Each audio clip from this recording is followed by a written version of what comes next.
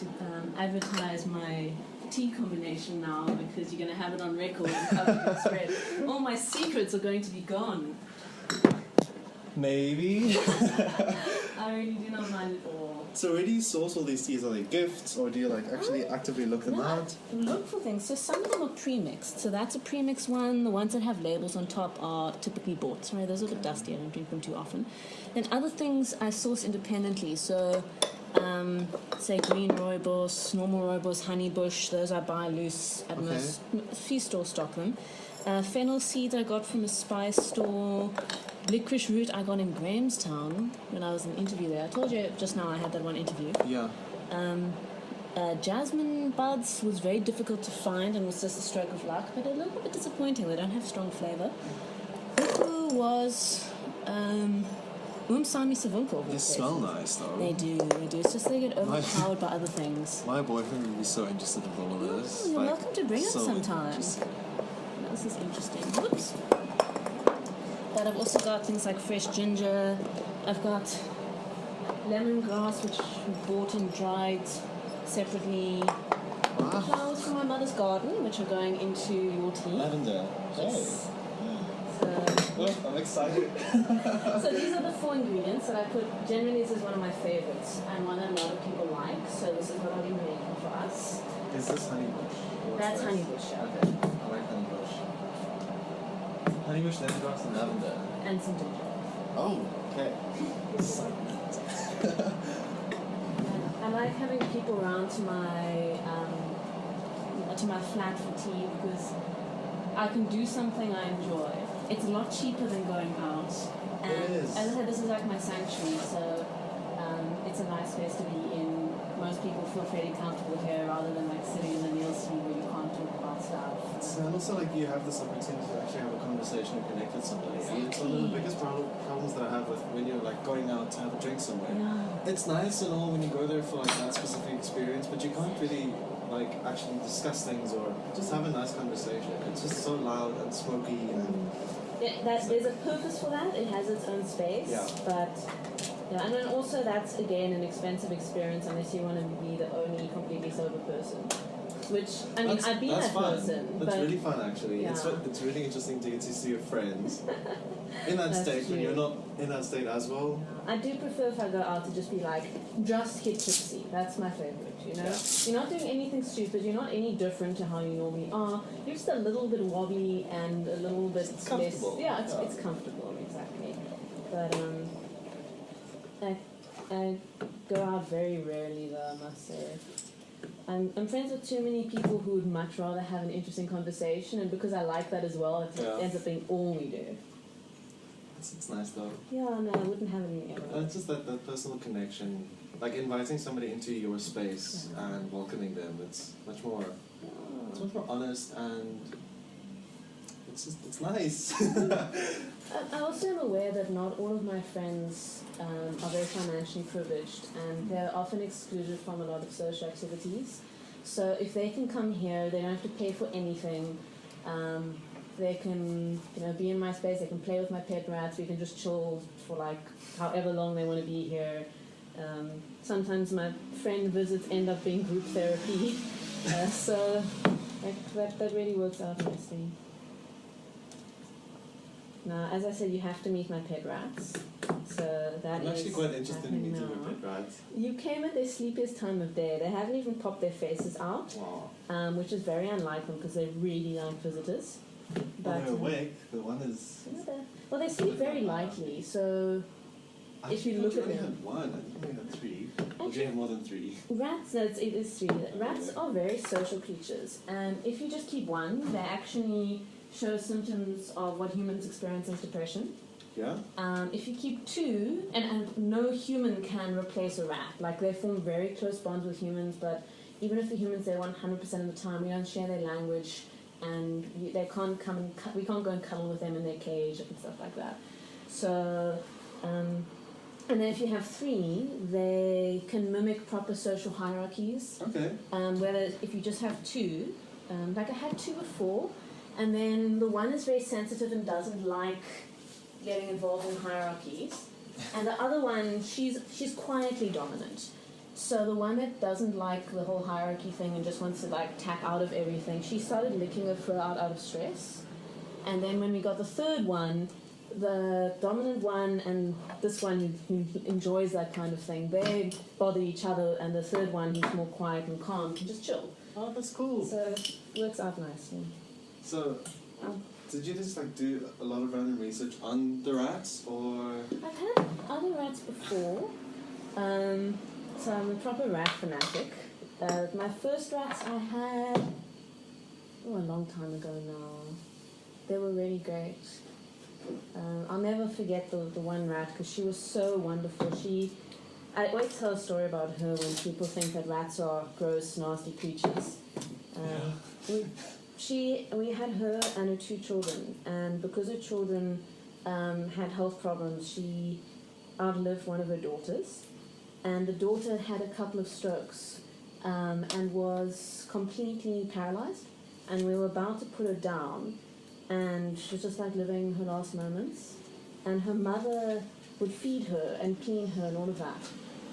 And then one day I was giving them treats, so I held one thing to the cage and I went one at a time. And then the mother rat took she took the treat, put one on the one side, one on the other side, and went one like that until it was exactly 50-50. Yeah. And then she first decided to feed her daughter before eating anything for herself. That's so sweet. So people, they don't think rats can be empathetic, but they're really fantastic creatures. It's interesting hearing the social side of that. You know, like not really, because you don't expect that, especially. Like, I think usually when people get pet rats, it'll be like one, and then it's a very kind of isolated experience. And then they don't know how rats are supposed to be, and then they don't see exactly how social they are, so they think that's normal. I mean, these 3, they go everywhere together. When they're playing on the couch, they always follow each other around. If I pick like 2 up off the couch, then the other one will, she'll like ask to be picked up to join them, or she'll start being like, no, don't take my friends away. It's so cute. I should probably explain this thing. He doesn't have a name. I've been wanting to name him for a long time. And I can't think of one. Like at one stage, I thought about calling him Magnus or Magnus or something because it's a big camera. I think that would work. But I'm not. He's nameless, but he is a wonderful camera. No, like I know when you are an artistic person that your tools of your trade can be quite significant in your life. And, I mean, this one's interesting because it is so large. It's kind of like presence. It's difficult. It has a lot of presence, and if people aren't aware of it, they tend to be kind of, I don't want to say freaked out, but very much like conscious of the fact that there's this massive camera like staring at them. Is that like you're doing selfies on your phone or something? Yeah. I think the first time I ever had someone take a selfie, I was in the picture with them from above, was at the Lesbaga opening function. One of the exec likes taking them. Yeah. So that was my selfie first. If you look at any of my selfies, it's because I want to take photographs of my rats on my shoulder. So my face happens to be there. Just like there. Come on, babies, we've got a friend to meet. Are you too sleepy? They've been sleeping all over the big yawn. Oh, little baby. So they're all named after psychologists. Okay. Ooh, which psychologists? So I'm going to leave one of them in the cage. She's a new one. She was a bit of a rescue case, so she's very distrusting of new people. And she doesn't like being picked up like this, like the other ones. They don't mind. You can do anything with them. You can flop them on their backs. So they're very chill, but she doesn't like being lifted. A lot of rats don't because it's like a predator. Yeah. So you ought to scoop her up. But the other ones, now this one here, this one is the main dominant one. Her name's Davy. Davy. Yes. She's named after Irvin David Yalom. Am I getting that right? So the psychologists, they don't have exactly very nice names. Do you hear that sound she's making? Oh no, she's seen you. So very quiet chattering. Yeah. And that means that they're content. Yeah, that's good. That is content. And then Frankie, who's being lazy now. This is Franklin. And she is named after Viktor Frankl. Yeah. And she's the quiet one who licks out her fur if she's stressed. So these are my babies. They can come if you want them on your shoulder. You can. I want a little interested in this whole situation of the rats climbing over you. And I've got all sorts of scratches on me because when I'm wearing a top like this, they've got nothing to hold on to. So then they end up scratching me. So if I take them out for a play at their normal playtime, I wear a t-shirt that comes down my neck. Oh, that is the strangest sensation. Are they licking you? They're smelling my fingers. Frankly, they'll probably start licking you soon because No, she's the licky I one. felt the So just come to lick me instead. Hey, baby. Oh. They want to come to your shoulder, so they're considering climbing on your arm, but because you don't have fabric on your arm, they're scared they're going to fall. That's fine. I don't think I want to pick them up now because I'm going to be moving around and doing things. So this one is BB. She's named after Bowlby. Yes. That's attachment theory, the founder of attachment theory, which is really interesting because she was a rescue case and she had attachment problems because of being abandoned early life and isolated. And now part of the rat therapy I've done with her is to get her to trust people and form a functioning family, which she's done very well. So just in the last month, even though I've had her for a while, she started grooming me like the other rats do. So we've made a lot of progress. So, She seems very active now, very curious. yes, but she's unlikely to actually come up. So she sticks her face here. If I do this, she'll show me if she wants to come up and she'll climb. No, a lot up there. You know, the food's kept up there. If they crawl down the back, should I let them on the couch? Oh, you are free to do whatever you like. Just if you want to sit down and you don't want them crawling on you, then... Oh, no. So she likes to consider if it's safe enough to come out. So you'll see that she stands here for a long time. Yeah. And she's very still and looks at things and she may decide to, are you coming up, baby? No, what's up with you today? How much time do you spend with your rats? Because obviously you know them very well. Well, they get a play 2 to 3 times a day. No, 1 to 3 times a day. And very rarely do I skip one. It's only if I'm feeling really not very well or something. Mm-hmm. And then they've got play toys. So I put this in the corner for them. Oh, the little boxes. Yeah, several boxes. They've made their mark on a few of my cushions and have been chewing up the couch a bit. But As they do probably everywhere. yeah, so what's very cute. My babies. Come on. So they, what can I say? Yeah, they play here a few times a day. And this is their territory, and they haven't realized that they can get off it. They're fantastic climbers. They can jump from the bottom to the top here, but they don't realize they can get onto that table. Well, not yet. Or do you think they're going to stay confined? They feel safe on here. Okay. Let me pull the tea. I always forget the tea. So the other thing that's very cute is they think that the floor is lava. So once one of them fell on the floor, there was a piece of paper at the end of the couch, and she stood on it, and it slipped. Oh my And goodness. she freaked out, and she did her best to jump back on the couch like she was going to die if she touched the floor. So that helps a lot. 'Cause not all rats do, but these ones like to chew cables. So that's a bit of a problem.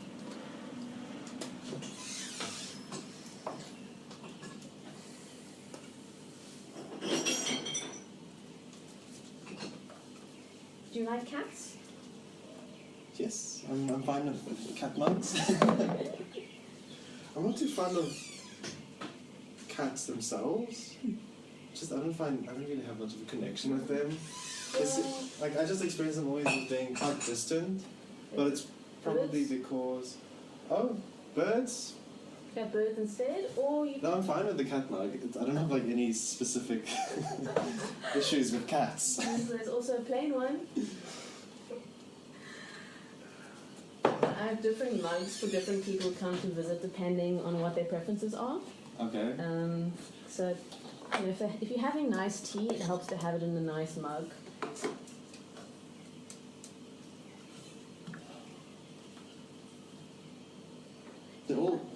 They're poised, ready to kind of see what's happening here. Their vision's not very good, so they can't see us, but they can hear us and they can see blurring. So they're trying to, if they bob their head up and down, it means they're trying to see things better. Yeah. And they don't like to be alone on a couch that much. So if you see if I go like, Bubbles, hello Bubbles, hello Bubbles, hello. The one time I want to show Frankie, Usually all three come running to me. Okay. Because they don't like being alone on a couch. It might be because I just put them here. But yeah, they come to give attention and they want to be picked up and stroked and things like that. So you see she's licking me now. And Frankie gets very insistent with the licking. She likes to lick my face and she will grab my nose and she will say, "No, I am licking you now, you're not moving away." It's very cute. So this is the shy one. She's been amazing today. She doesn't seem shy at all. Yeah. And sometimes she will, when people come over, she'll just go into a box and hide. Especially if more than one person comes over. So that's a bit scary. So do you like sweetener or sugar in your tea? Nothing, just Okay. black like that is fine. Okay. And this isn't very good with milk, so just plain would be best, and I recommend. There you go. I'm Just not a that bit. fond of milk. I drink it with like, if it's a cappuccino or a flat white or like a specialty coffee like that, but otherwise I don't have milk at all in anything. I only have milk in Ceylon-based teas. Or any kind of... They're quite bitter, so I kind of need a bit of something sweet. I don't like sugar. But then again, I don't like Ceylon that much either. Let's have a smell of this one. It's one of the few like teas that's in a tea bag that I drink. So I have a very similar relationship with coffee. Oh really? Like I roast my own coffee and grind it myself and always brew it freshly and stuff like that. So I mean it's a lot more effort, but this does smell delicious. It smells like to me like Turkish delight sweets. It does. This is my boyfriend's little coffee thing. So he has an AeroPress. I'm so curious about these AeroPresses. Like I've After the tea, you'll have to have some coffee then. I've watched like some videos and I actually considered buying one at some point and I was like, it seems like such a hyped up product and just a little like gadget thing because you can make good coffee with other things that are much simpler to use in any case. Well, this is pretty simple, I must say. It is, but it's like 500 rand for a plastic tube. His was a present, so I don't Okay. actually toast. Yeah, if somebody's gonna give it to me, then I'll take it anyway. The only thing is he bought the... Oh wait, no, this is the right coffee. He accidentally bought beans and we don't have anything to grind it in, so... Oh, okay. But it seems like it's the right thing. So after your tea, do you want a cup of AeroPress? Maybe. I'll see how I feel, how things go. Okay. Sorry, my dirty dishes stacked up really high. That's a feature here. You'll never find either no dirty dishes or no stacks of clean ones and all that. Where should I put the tea? This mug. Ah, thanks.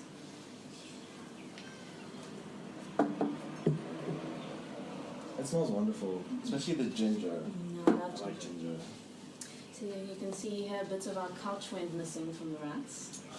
So I'm keeping this to stick in my diary because I don't have that much. Oh, babies. Sometimes they're so keen on, sorry, I know this is rude, but I just want to loosen my belt when I sit down. I've got PMS and like cramps and stuff have been happening, so that happened. Now sometimes when I sit down, the rats want to get to me so much they go where I'm about to sit down, and then I have to move them before I sit down. I'm going to squish them. And once I did squish one, and she was like, "How could you do this to me, mommy?" Oh, you just noticed my fish. Is that there's something moving in there. I'm not sure. It is a fish, right? The thing at the bottom there is Yeah. a fish. And somewhere here, there's its food that it hasn't eaten yet. Oh, I see the fish. Yeah. Oh. It's basically a Central African swamp ambush predator. It's actually a bit sick at the moment. We don't know why it isn't eating. We've done everything. We've given it its favorite food, and it's still choosing to not eat. So I'm going to just do some water maintenance on it a bit later and see if it improves a bit. Just noticed you have more bonsai. They're beautiful. That one over there was a 17th birthday present from Casey. It's interesting because it's the same age as his sister. It must be like 18 years old now.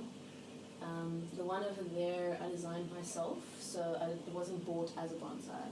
Of course, it changed a lot and I've styled them as I've gone. Mm. And then this one, I don't know how long ago I got it, but probably like a year after the other ones, maybe when I was 18. And it says the date on that one, I think. 1999. So that's when crazy. So that one's changed a lot, but it was sick lately. All of its leaves fell off because I didn't notice that it got some kind of infection, but it's doing a lot better now. But you can see like these bits at the top still don't have leaves on them. Like they're not dead yet, so that's a good sign. One of the most frustrating things on a bonsai is if a branch dies or a piece of a branch dies, because every single branch on a tree is part of the artwork, and if one thing goes, it's not balanced anymore. I've been looking at bonsai myself because I want to start one, but I don't want to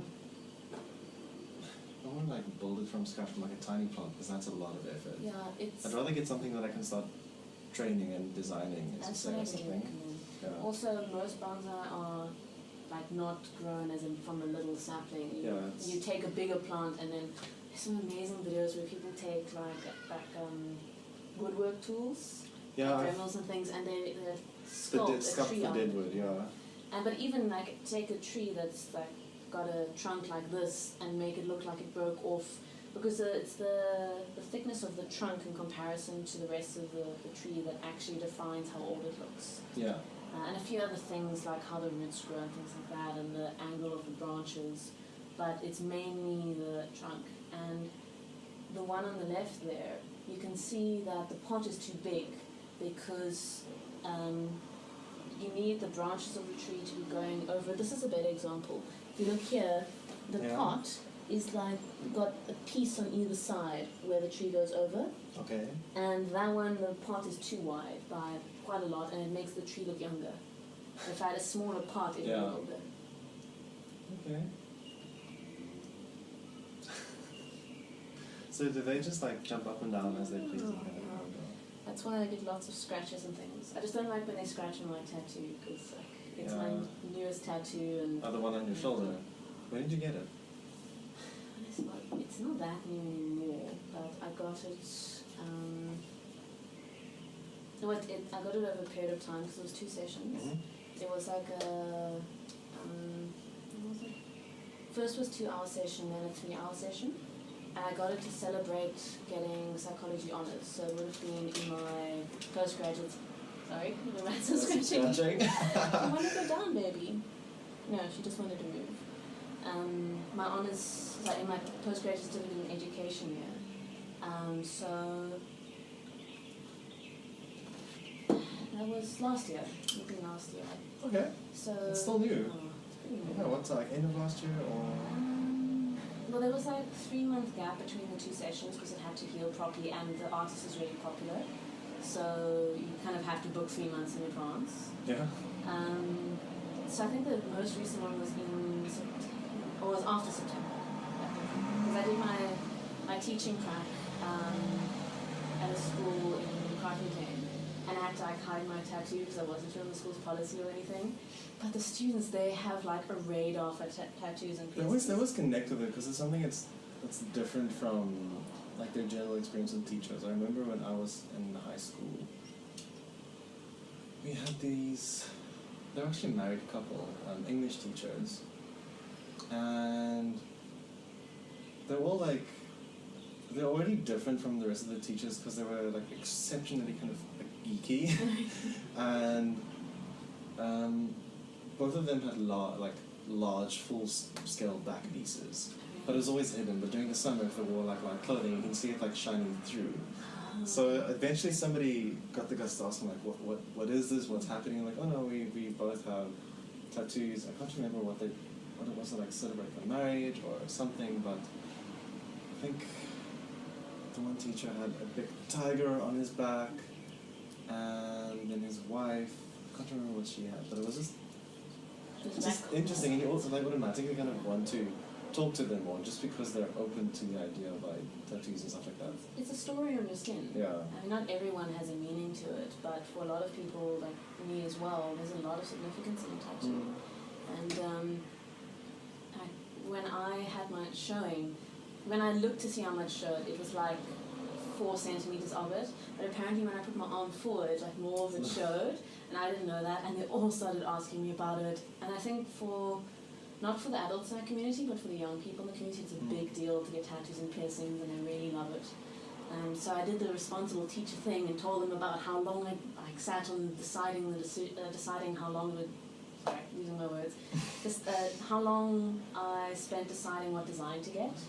I've been wanting this tattoo for, I think it was 5 years before I actually decided to get it. Like I've been thinking about what to get and had preliminary design for 5 years.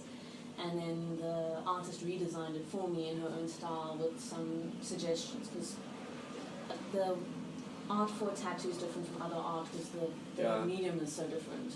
So I always find it interesting, like I've had some friends request me, because I like study art, to like this, not design, they use the word design.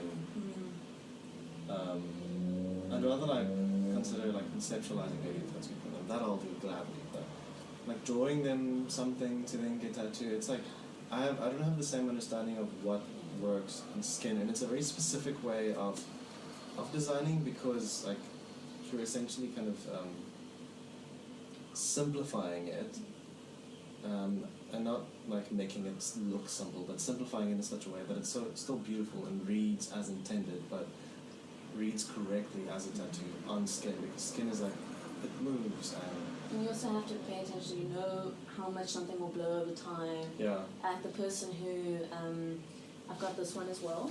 The person who designed this one redesigned it for me, because my original design,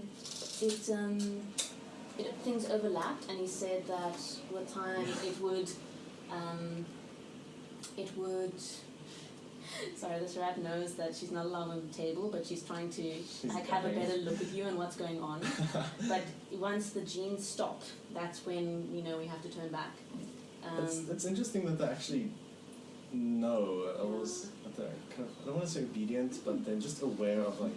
This one's naughty though, because she knows she's not allowed to chew in the corner of the couch, but she does it anyway. And the way, you can't really punish a rat. But what I do is food for you. I pick her up and I hold her on her back and I tell her no in a stern voice. And she understands it, because what she does next is she goes to the corner with like this look of I so want to chew it, and she stands there staring at it. I'm not allowed.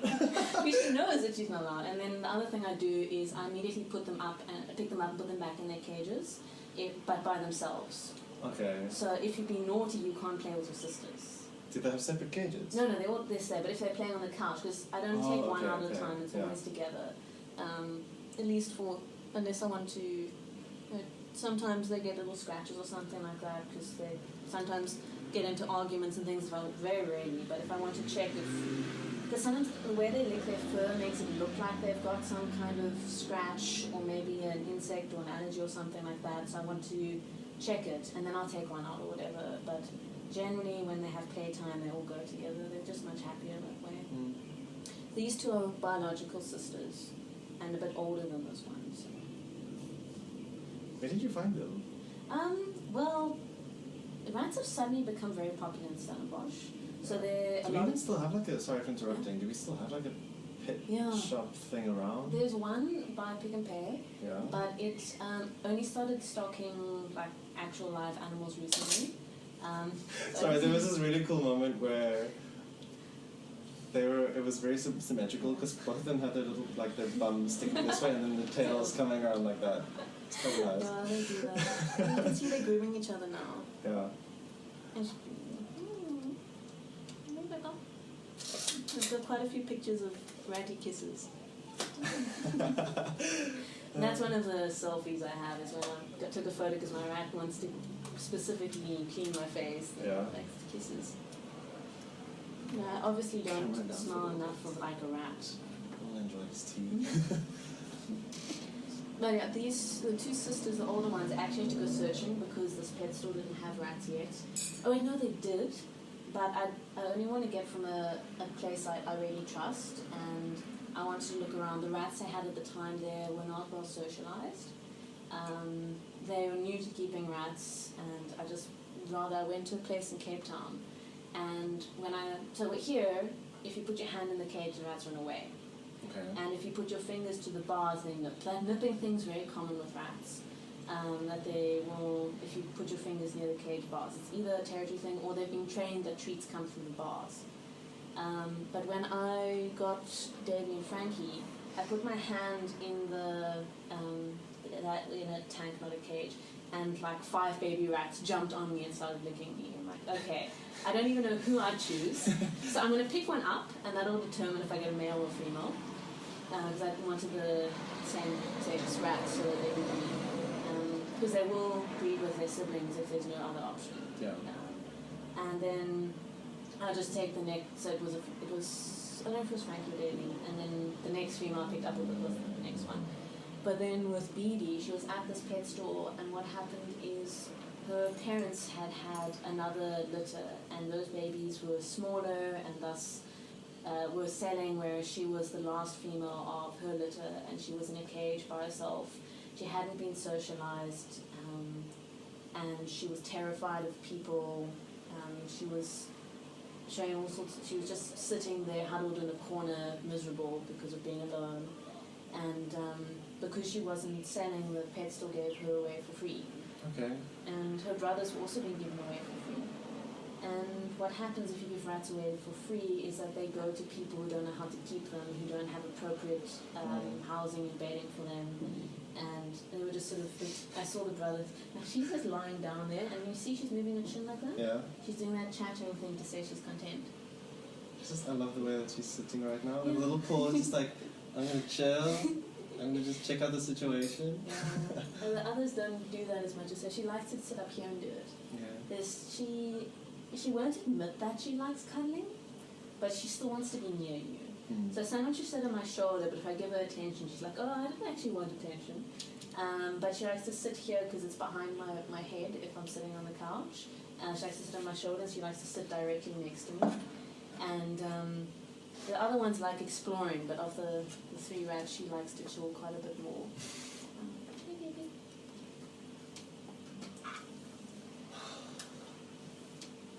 They don't really like my team. I do love your team, though. I was thinking about it earlier. I wanted to say something, but you can stop talking about the rats again.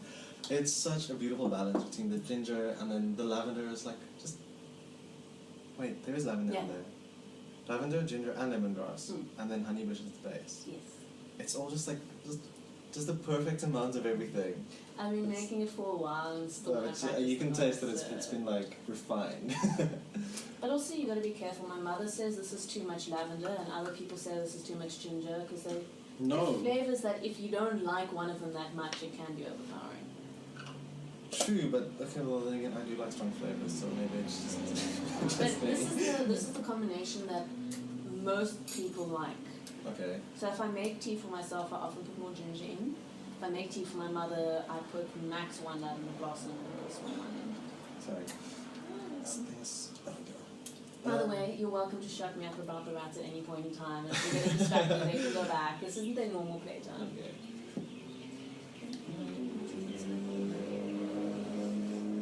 Sorry if I'm a bit distracted. It's just always like I'm changing the lenses now. No, it's no problem at all. I've got plenty of time. I basically booked off 2 hours at least. Oh, cool.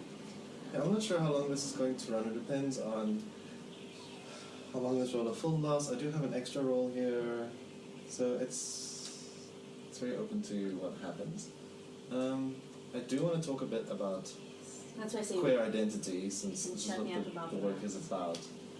maybe I should put them back then. No, keep them here. It's Because if they scratch my back, then I'm just going to be like, okay. middle of a conversation.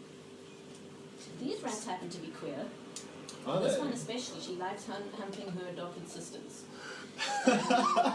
She's apparently in heat at the moment. She's the active one. Yeah, she's in general the most active in terms of interacting. When she met them for the first time, she annoyed them so much, they got really irritated with her. But anyway, she likes to play the most, she likes interacting the most,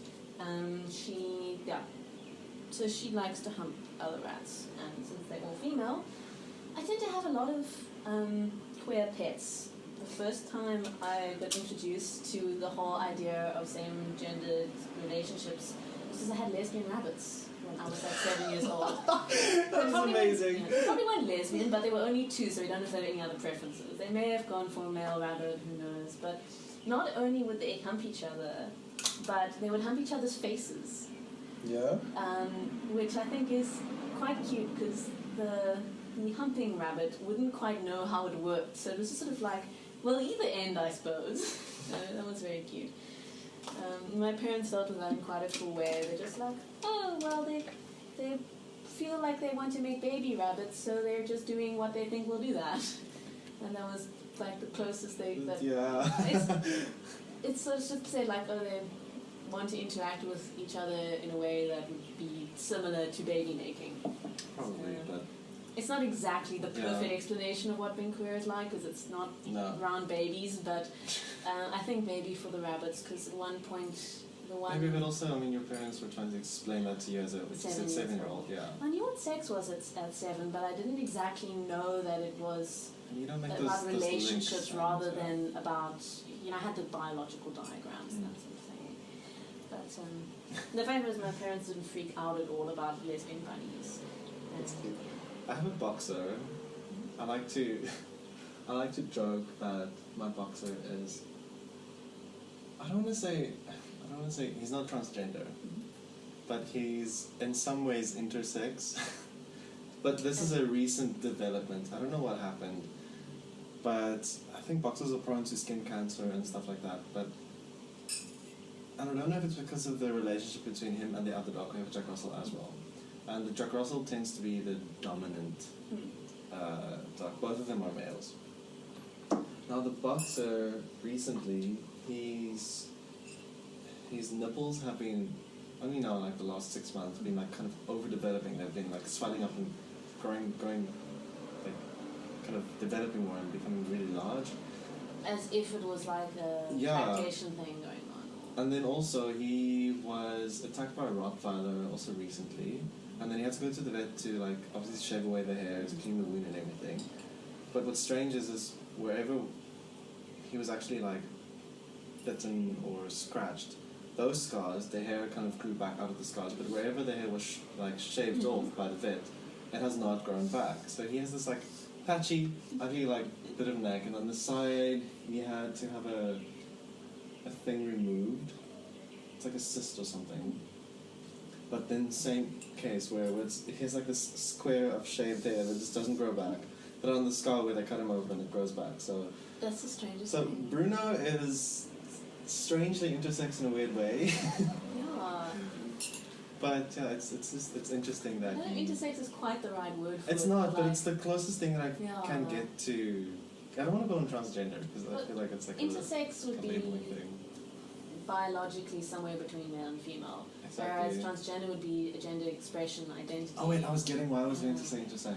So on his most recent visit to the vet, we were like, "What's up with this? What's happening?" And then the vet's best guess was that he has a higher level of estrogen in his body than he does testosterone, and it's been escalating. So that's why I'm calling intersex. Yes, yeah, that's what I was thinking. Like I was waiting for you to get to like when you said like the nipple thing. Right? No, I forgot to mention that.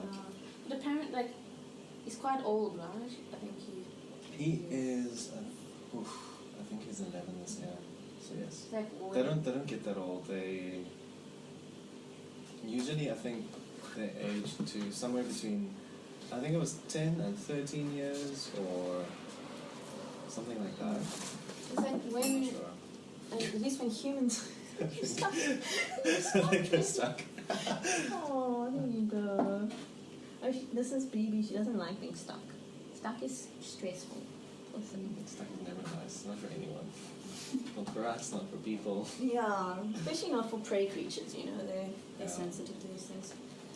Anyway, well, as to say is you know when humans age and sort of get past sexual reproduction age, then your hormones kind of go a bit strange, and females start getting beards and males start getting like lumpy bodies and stuff like that. Wonderful future that awaits us all. I have like a resolution on how I'm going to cope with old age. Yeah. I'm going to be badass. I just want to be really badass grandma or something along those lines. Covered in tattoos, trying to keep up with what the young people are like thinking and doing. And there's this grandma that's like famous on the internet, and she dresses like crazy, like all these crazy colourful clothing, and she goes to like social events, and she's on Instagram and Twitter and everything. I can't remember what her name is, But it's so refreshing. I met a guy that you made me think of now. It was actually a really interesting. I was invited to a braai based on I'd met a classmate, and we both identified. Oh, we're both queer. Cool. Let's get to know each other because there are not many of us around here. Just come to a braai, and so we're at this braai, and it's a kind of space where everyone is talking about queer-related things. I think. Okay. A lot of people who are queer, when they come together, they feel like, well, finally I can talk about my life and what it means to be queer for me. So suddenly the conversation gets very open, especially about sexual matters and things like that. So like, you're really lucky I'm an open person, because if I was shy and conservative and you invited me to this crowd, it would have been a bit uncomfortable. But it was really fun. And then this... But even in those situations, I think it's actually... It helps a lot of people too then open up if they are a little bit more shy. Exactly. Even though they don't maybe interact as much in that first kind of situation. There it's like oh okay, it's fine. Or look at all these people who are actually talking about this and want to talk about this and are comfortable talking about it. And I think everyone was learning different things, like a lot of because I was the only person who is not exclusively attracted to the opposite gender. And so the things like it was either lesbian woman or gay men, and which it usually is. It's I think it's easier being that it's easier being either straight or gay, because if you otherwise you don't fit into either community. Yes. They didn't realize that woman or female bodies or whichever of the two. Could enjoy anal sex. It's like only gay men enjoy anal sex, and then so that led to an interesting conversation about sexual preferences and anatomy and stuff like that. But it's just conversation is always so strange. Like I know a lot of let's say non-queer people's understanding of queer identity is firstly gay, gay male identity. You want to put it that way, and then usually into the sex, there's always this question of so who's doing it, or who's the top, or who's it's the not even who's the top, it's who's the man, who's the man, or who's the it's not even that question. It's just so who's the woman in the they ask lesbians who's the man in the relationship.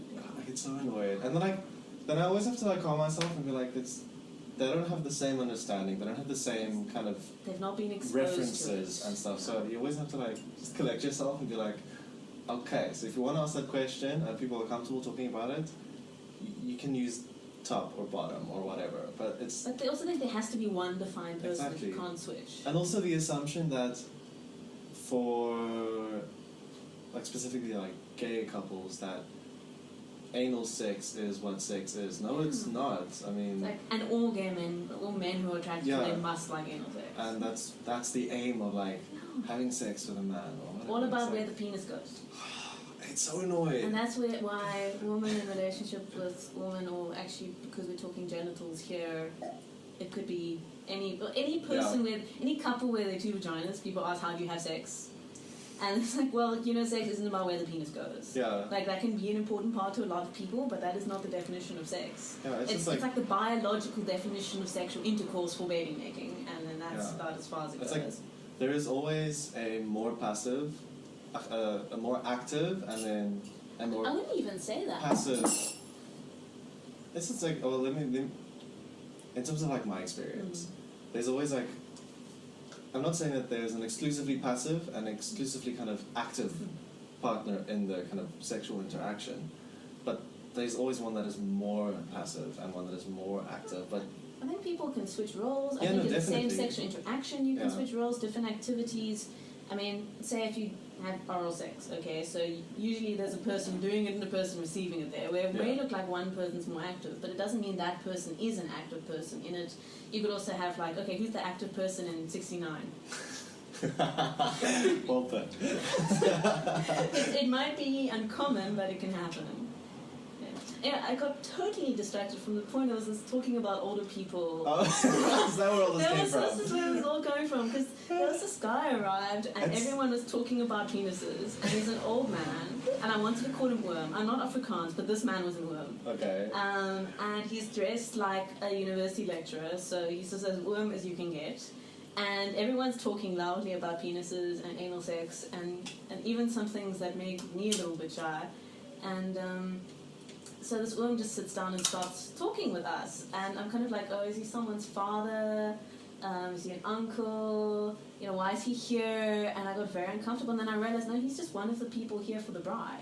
It's one of their friends. Aww. And I was like, wow, I was so prejudiced against this guy because he's older. And then I thought, like, you know, I often hear about how there are older queer people who never got the chance to be out, who never got to socialize with other people, who are now very isolated, and maybe he's one of those people and he just enjoys chilling with young people where he can be open. So in the end, we made such good friends. It's sad though that, I mean, like, we can't help it. We always have these assumptions when you initially see somebody, whether it's like their age or their skin color necessarily or something. Even the way he dressed was very like formal, older Afrikaans man. Like, you don't expect someone with grey hair to walk into your group of like 20-year-olds conversation. Yeah. It was when he started also talking about gay sex, and I'm like, wait. Wait a minute. And then also, it was a mix of English and Afrikaans-speaking people, and my Afrikaans is really bad. I've been trying since I was 10 years old, but I still can't speak Afrikaans. And they were speaking very conversational Afrikaans. I can understand lectures, but I can't always understand when people are talking fast. Yeah. And then and especially because there's a lot of like slang involved. Especially like Afrikaans queer community slang. That I was like, what on earth are you talking about? Like, I'm Afrikaans, I don't even know. I've not been exposed to that, I guess. I don't know. I think it's strange when you think about it. But there's a lot of communication that I was not following there, so it took me a while to realize exactly what they were talking about. But it was, as I said, like, everyone was learning from each other, so it was really nice. I really enjoyed that. There should be more things like that, actually, I on know. campus. This happened to be two outgoing people who met in a class who were like, oh, well, we have shared interests, and we're both queer, and we get along in general, so come meet some of my friends, you know, that sort of thing. We were studying excuse me, miss, you're not the normal one who chews the couch. I'm sorry about this. It's a little bit of parenting. No, you're going back in the cage, and you're being picked up in a way you don't like. She's not usually the culprit, but now I know that I mustn't always blame the one. I can see that she knows she's naughty, though. No. I think she's not the smartest rat, I must say. These two are a bit smarter, and my other rats were even smarter than these. But she knows that she's being separated, but it's not a big enough punishment. But I can't flip her over and say no because she's got baggage, and if I do that, it will upset her, and she may not link it to chewing the couch. It's like you can't. There are a lot of animals that you can't punish for doing something bad because they don't link the actions. They think you're just being mean to them, or that they're being scared. So I don't know if she's really trainable. A lot of they're wondering like what's happening. Why is she not here? Where did you go? what happened? Yeah, because they saw that I don't usually just jump up and walk away like that as well. So it's like, this is new. But they're not too worried because these two have never been in an environment where there's danger. Okay. So when something weird happens, they're like, oh, this is abnormal, not, what's happening? They have met a cat once, though, that really upset them. But anyway, no, I've completely forgotten what I was saying, sorry. What were we talking about? Social interactions. Do you mind if I interrupt quickly? Yeah, please go ahead. I wouldn't normally do this in this situation, but too much like poop? no, not at all. I'm looking at your chest because of all the little paw marks, and it's quite beautiful. I'd like to take a close-up photograph. Oh, okay, so. No, with pleasure. I even noticed got a bit of blood there. That's unusual. Do you want a rat in the photo? If the rat feels there you go. uncomfortable there. I'm hoping it will show up on film. I'm not sure because it's like quite subtle, but it's there. It might be. It might. Who knows? No, she's participating quite nicely. No, now she doesn't want. Do you want to participate? No, she's shy. They know what cameras are somehow. think so? Yeah, well, she does. She doesn't like photographs. In the beginning, she would run away from them. It's interesting. You wouldn't expect a rat to be like, what's that thing looking at me? I think it's like there's a weird object I don't recognize coming at my face. Yeah. And they don't like that. Where should I look, or are you just looking at the boobs? I'm actually looking at your clavicle. Ah, but it's my face there, so I just don't need to worry about it. I'll let you know. I'm still trying to see if this will actually work as a photograph. This isn't even that bad, because they haven't slipped anywhere here. Mm-hmm. There might also be some on my back that show more. It's just, there's an interesting kind of trail that kind of follows from the right of your chest up to your left shoulder. Ah, okay. Yeah. Yeah, go for it. Some people just get like- freaked out about ragdolls and things, but for me, like, it's just because I'm interacting with my pets. They aren't hurting me, they're just climbing on me, which is how they show affection. Yeah. My other rats, my first ones, they like to use their tails for balance a lot more. So what they would do is they'd sit on my shoulder and they'd wrap their tails around my neck for holding on. And people used to get freaked out about that for some reason. Don't know why. So do you mind looking at your right shoulder again? Up or down? Oh, that's fine, just like that. Actually, I think left shoulder. Left. Yeah, it's like everything is like backwards and around. Not the same.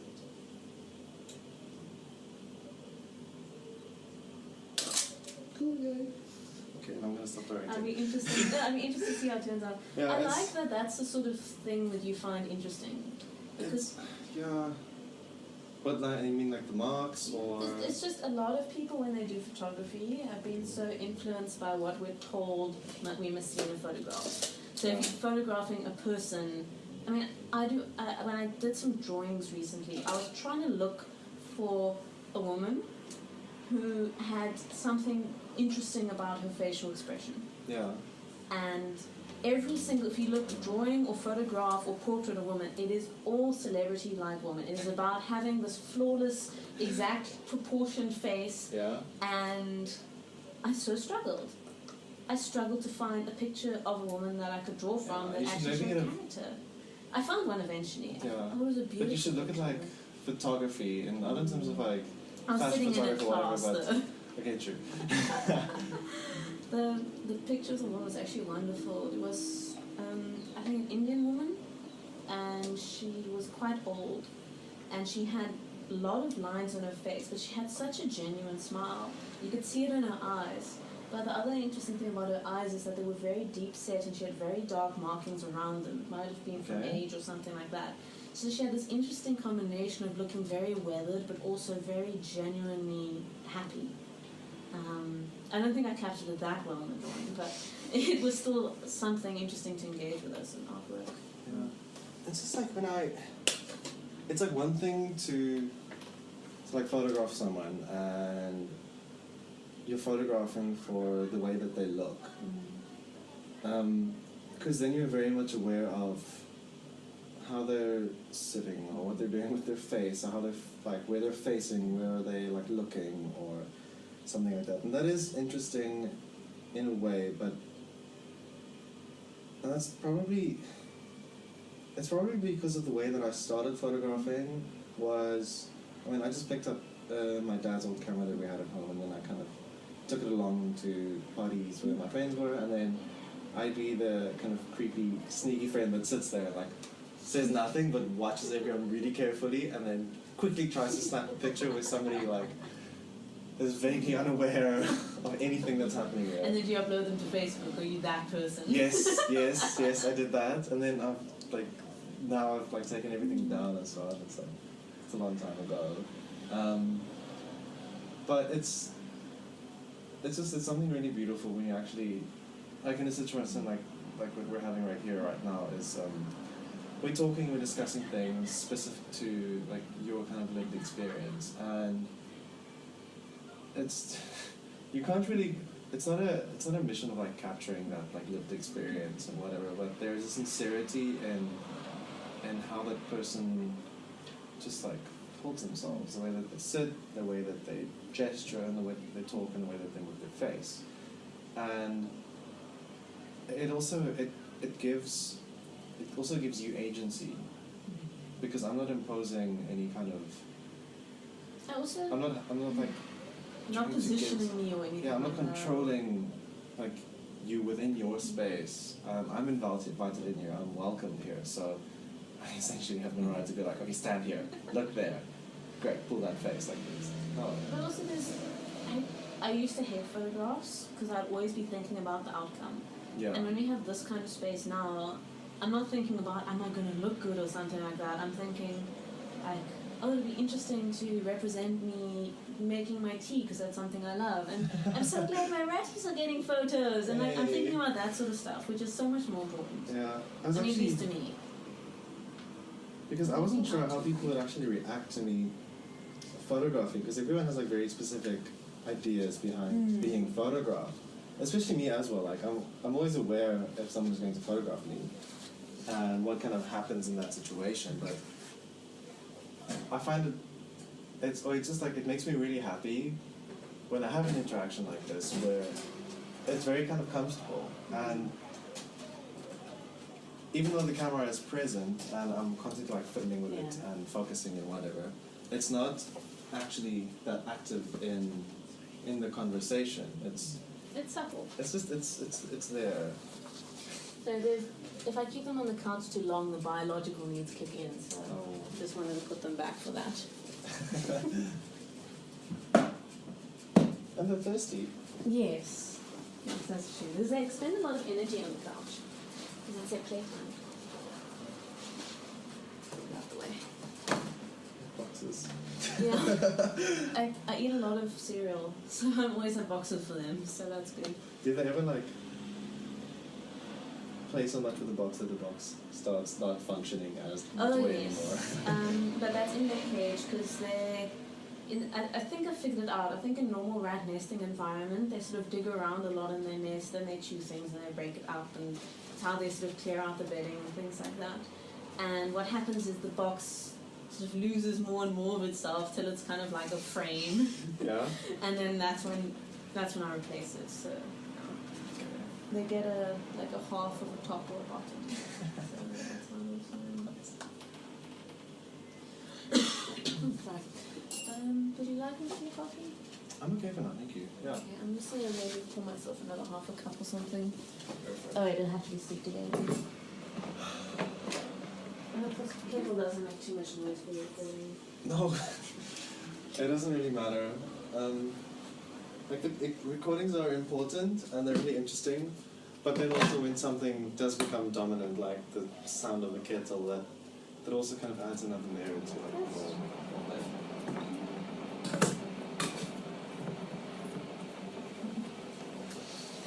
So I notice around my flat I have a lot of things that I've collected.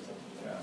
And they all have some sort of meaning to them, or I found them in a junk store somewhere, something like that. A lot of them are gifts and things like that, or remind me of specific people. These fossils down here, Casey actually found himself in Peru. I really like hedgehogs. Have you ever put hedgehog tapping? No? It's sort of like the closer they get to each other, the more they hurt themselves and hurt each other. And I had a friend who really believed that. Physically hurt each Physically, other? but it's meant to be like a metaphor for human relationships. And I really don't support the idea that you can't be close to a person and still not have a positive experience. But there's a person who's very close to me who believed that if you became close to someone, you just hurt each other. And then I found a picture of a rescue hedgehog, and someone was holding this hedgehog gently in their hands, and no one was getting hurt. It was obviously like a very tender moment, this hedgehog being saved. And then it reminded me of that friend and what he said, and after that I kind of had my solution to the hedgehog dilemma. So now that's actually a dog toy, but Casey bought it as a birthday present for me. And he wrapped it. It's such a cute thing. I got a box, and then do that sort of. It's like strips of. It's not paper, but it's not wood either. It's sort of some very fine shaving in long strips. But anyway, they use it for like wrapping always has his like fruit and nut baskets. They have it in there. Yeah. He got some of that and he made a nest for the hedgehog that he wrapped. So that was really cute. I'm being distracted though. Please tell me more queer stuff to talk about. I actually really enjoy the topics of queer things, so I just get distracted otherwise. I guess I'm making this work in relation, like I'm working with queer bodies obviously, and that's what's important, is like queer experience in Stellenbosch specifically, and also like students currently. But I always find myself more interested in the person and what they're doing or whatever, because it's important to talk about like queer issues and stuff like that. But then what's significant is like your everyday experience. It's as a human first of all, but also a queer human. So I'm never sure like how to approach it or whatever. I don't know, like I said, like I don't have specific questions that I want to ask. I mean, there's maybe just like there's one thing that I do kind of want to talk about, because everybody has their own understanding of like their queer identity, like how they identify specifically. Like myself, I identify as a gay man, just because that's, I guess, let's put it like the most kind of simple conclusion that I've come to, but also the simplest way to kind of explain my identity that is intelligible for people that don't understand queerness. So, and it's kind of sad to say it in that way, because I don't want to like simplify my identity for other people's sake, but sometimes you kind of have to. We still live in a social world, so it's a reality. Yeah, it's actually been an interesting journey for me in terms of identity, because I thought for most of my life that I was a heterosexual cisgender woman. Yes. Well, yeah, most of us probably, not most of us. But I never, even, like some people kind of looking back knew, like, oh, that's why I did this or that. No, I was very, like, I've never been the stereotype of feminine. But, like, for example, with sexual orientation, I've been with my boyfriend since we were 14. Yeah. And I was with the person I want to spend, I am with the person I want to spend the rest of my life with. So, and really think about relationships with other people. And I was in a really difficult space for a lot of my life, so I didn't really have normal sort of function in terms of sexual stuff anyway, or romance. It was just complicated. Let's just say it was complicated for me. Yeah. And then when I started on psychiatric medication that really helped me discover new parts of myself, I'm like, oh wait, no, it wasn't I started on medication. It was actually a few months before that, but the medication helped a lot. I'm like, wait, maybe I'm bisexual. That's I think for a lot of, let's say, cisgender queer people, that's like the first kind of acknowledgement, or first way of just kind of being open to it, or talking about it, or thinking about it. And, I think, like, it's probably, if I had to choose a term other than queer, it would probably be the most accurate. But the thing is, it's too restrictive, I think. But it took me a long time, even after I thought about it. Like, the first person I told, like, said to me, maybe you're just jealous of other women's bodies. oh, I know. Goodness, that's a terrible reaction. The close person I was closest with, who I trusted the most, at least at that time. And that was their understanding of. Well, no, I think he just didn't want to believe that I happen to be bisexual, because I know from the porn he looks at that he's quite fine with women having relationships with other women.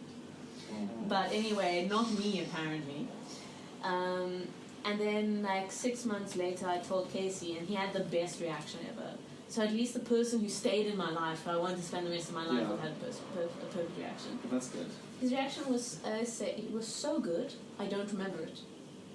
It was just so chilled, like, Casey, I think I'm bisexual, and then he's something like, oh, okay, cool.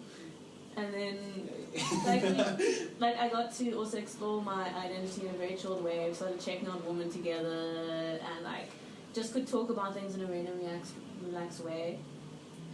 So then only recently I've kind of just gone with the word queer because I realized I thought I was only attracted to cis women and cis men, but then I realized that maybe it's just because that's all I'm used to. Maybe I just had not met enough gender non-conforming people, intersex people to realize like maybe I'm only attracted to 10% of any kind of person in terms of their gender and body or whatever. So maybe I just haven't met enough people of some sort of combination of sex, gender, sexual orientation to be sure. Just so whatever. I can't say I'm pansexual because I'm not sure, and I can't say I'm bisexual because I'm not sure. And I don't really have to choose one of those words. So I find whatever. like queer is always just like a general. It's a good way of putting it because there's so much ambiguity with just identifying as anything that's other than your like cis het kind of heteronormative construction of identity and sexual orientation. Like it's not necessary for it to be put in this like these little categories like. And that's something I had to learn as well. Yeah, but those categories unfortunately help other people to understand where you're coming from or how to just like navigate kind of talking with you or spending time with you in public spaces and whatever, like being aware of things that you will be looking at or whatever.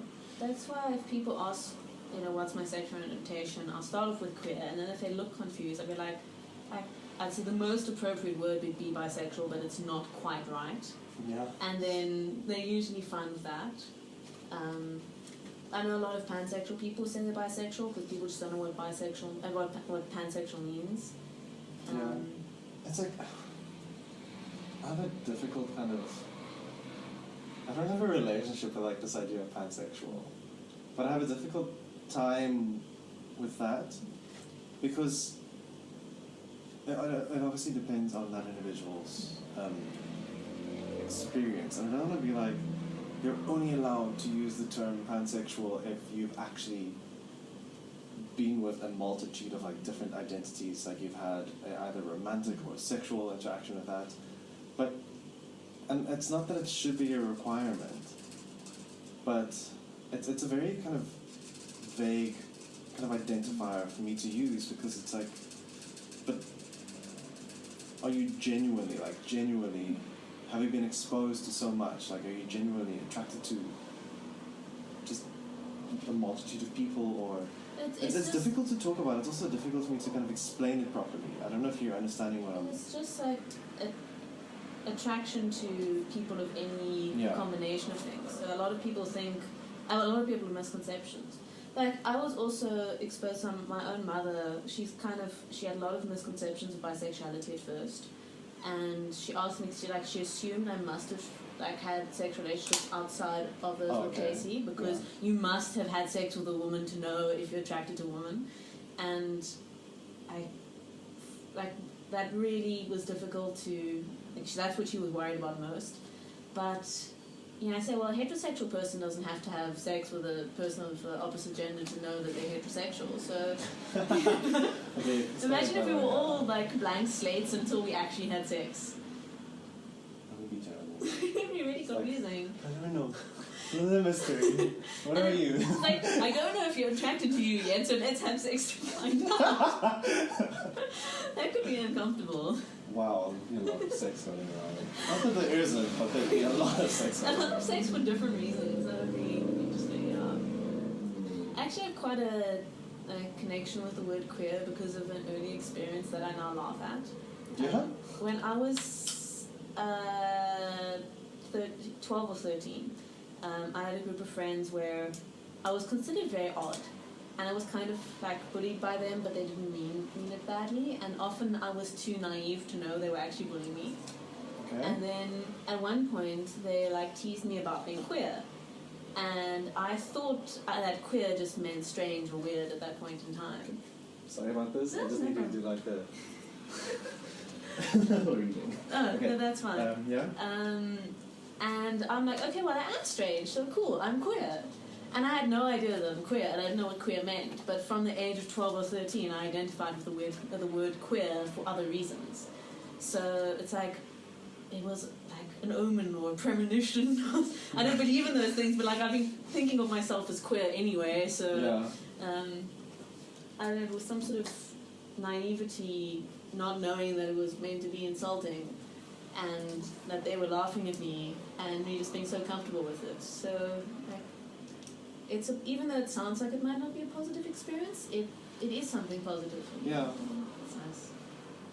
And then questioning my gender identity only happened recently, because Really? yeah, I thought you were either a man or a woman, and whether that's cisgender or transgender wasn't a big deal. But I didn't really know about genders that weren't binary, and then I started with the idea I didn't know the term, so I'm like, maybe I'm gender dynamic. That was like my version of like gender fluid, but gender fluid doesn't quite work either because it's a bit too gendered in general. It's like you're either like the one like or the moving other. between the one or the other, and there's not like in between or. So then I went with gender neutral for a while to see how that worked, and then that also isn't right because there are a lot of things for me that represent, for example, femininity. Like I've got very strong maternal instincts, and I want to be a mother, and I've got my rat babies and my fish babies and my plant babies. Aww. Not that you can't be masculine and have very strong nurturing instincts, but I also kind of, in this case, I also link femininity to like hormonal urges for me to be a mother rather than just a parent, which isn't necessarily femininity, that's biological female, but to me in some way they are linked because my hormones control my feelings towards nurturing that results in what I identify as feminine. Okay. So in my case, I'm going to link being female to feminine in this one situation. But other times I feel much more comfortable behaving in ways that people see as masculine, or in certain spaces I realize that in that culture I behave like a man. Okay. I got noticed when I was doing teaching at Kaimandi High School. I was supposed to be doing tutoring, but at times I gave extra classes rather than actual like tutor group things. And the way I conducted the classroom, the way I interacted with the learners, was much more similar to the men teachers there. Okay. And In what way though? it was more assertive. It was Yeah. it was take less shit. It was a lot of it was subtle. It was the way I held my body was a little bit. I'm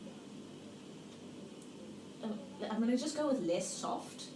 It's probably not the right word, but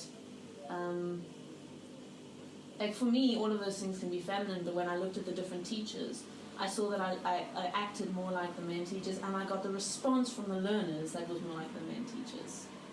Was that a more positive response necessarily? Or It not? was a more disciplined response, and Which is maybe preferable. it might be why I started to mimic the behavior of the men teachers, that maybe unconsciously. It's interesting that Oh, the yeah. students actually pick up on that. It's quite I noticed that some of the teachers behaved in a sexist way towards me.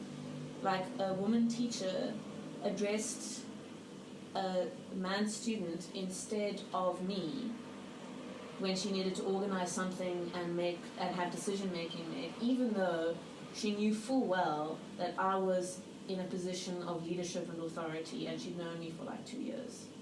That's so strange. And I was standing there, and she turned away from me and spoke to this tutor who was a man who was his first time there. And then I don't know. I was like, so I just like, sorry, and I answered the question. And I was just like, you kind of expect sexism to come more from men than women, but it's so internalized.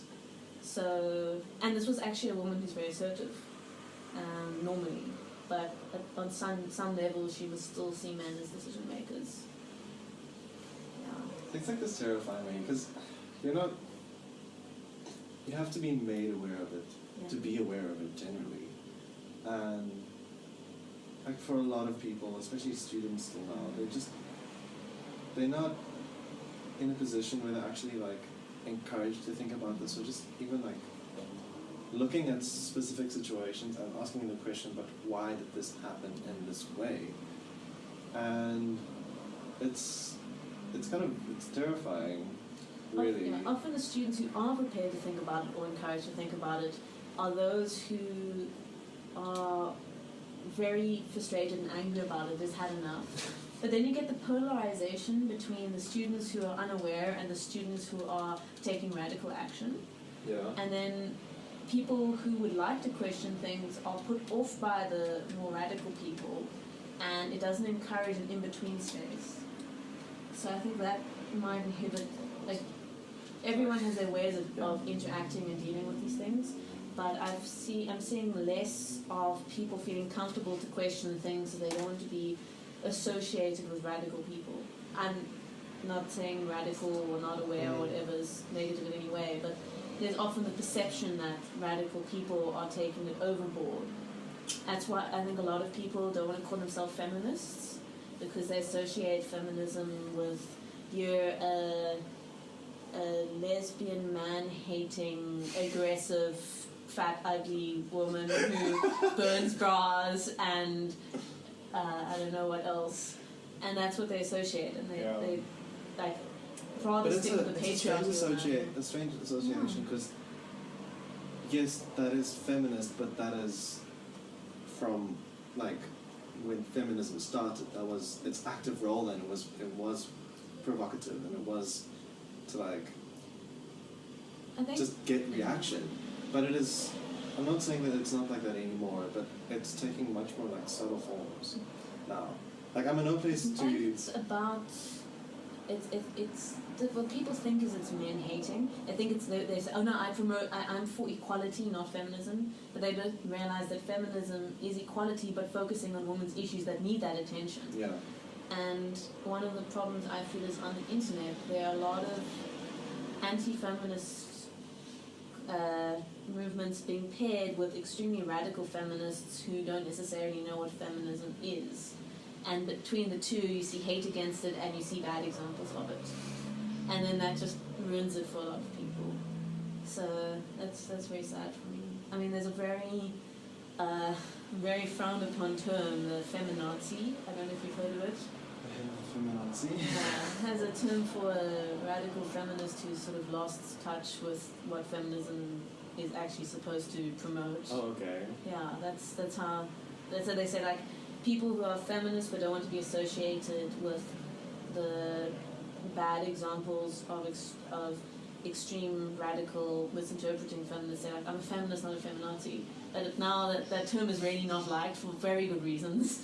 But there's no like alternative word for people who are misinterpreting and misrepresenting feminism in radical ways. So yeah, It's also very complicated. it is, and it's something that people need to talk about more. Yeah, definitely.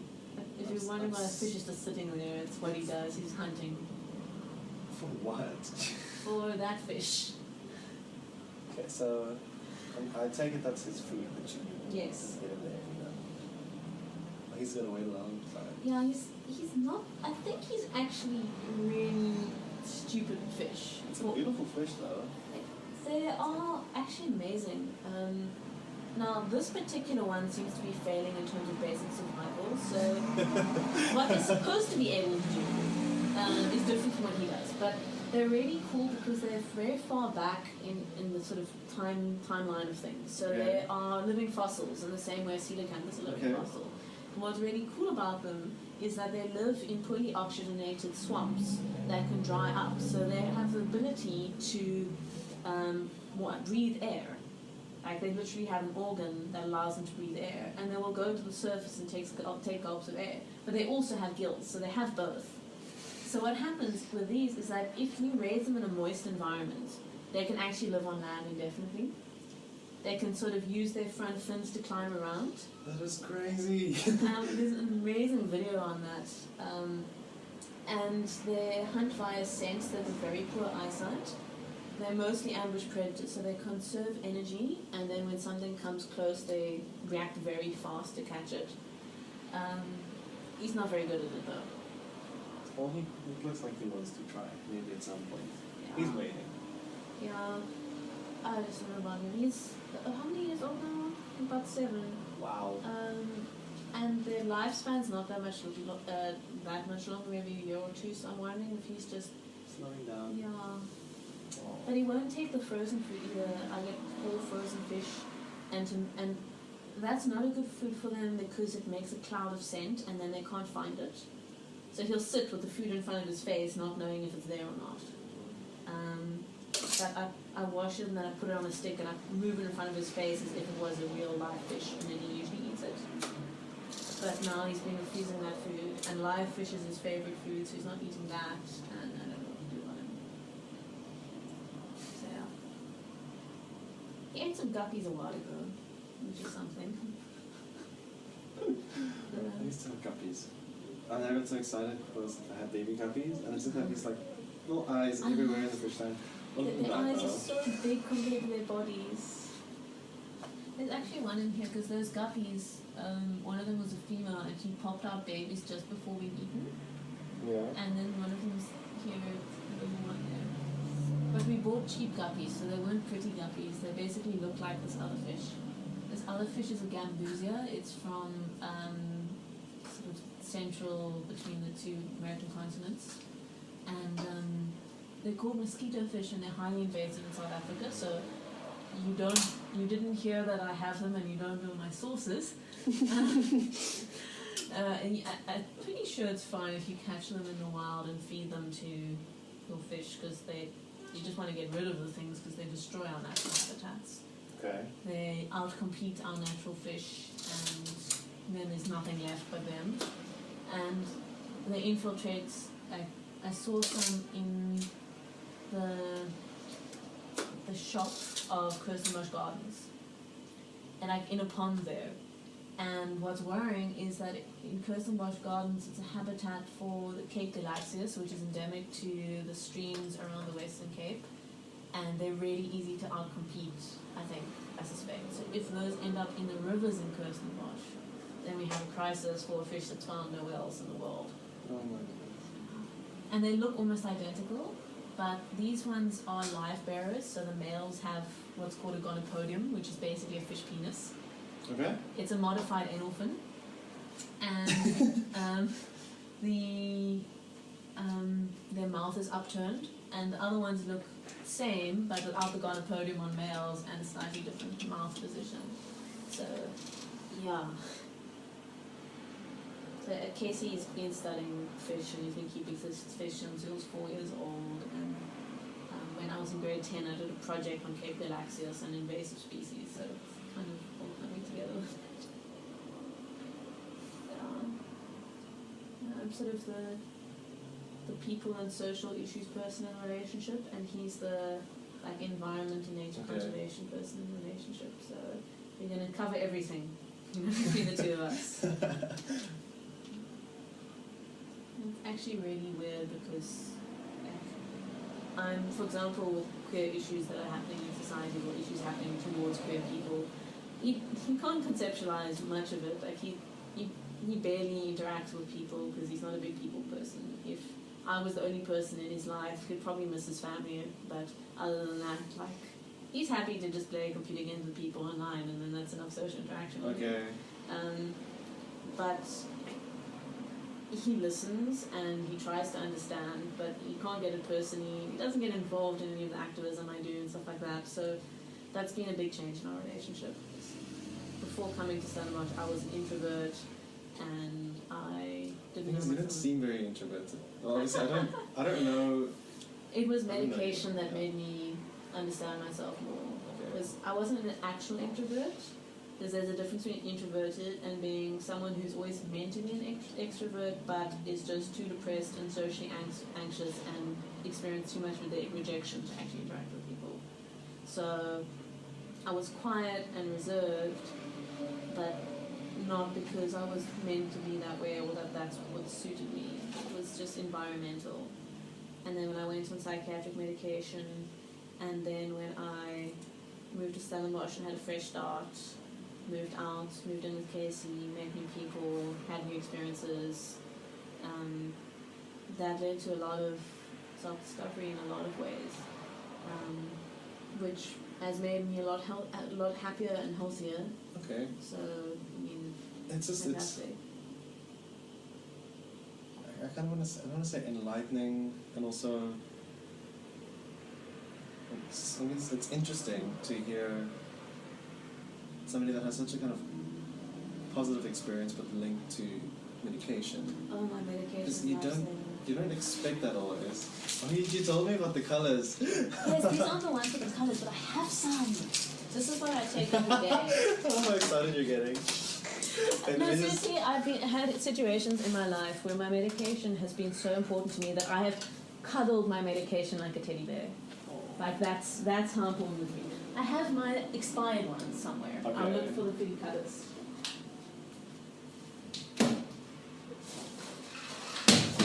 Okay.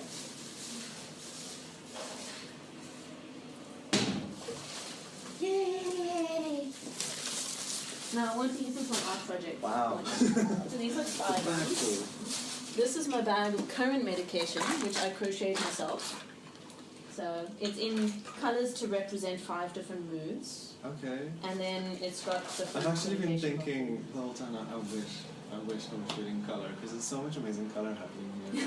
That's why I actually asked. Yeah. Like, are you doing colour? But yeah, But I mean, I think if you have one thing done in black and white, then it's nice to have the synergy between the different black and white things. definitely. But the thing is, I don't consider this one interaction as like final.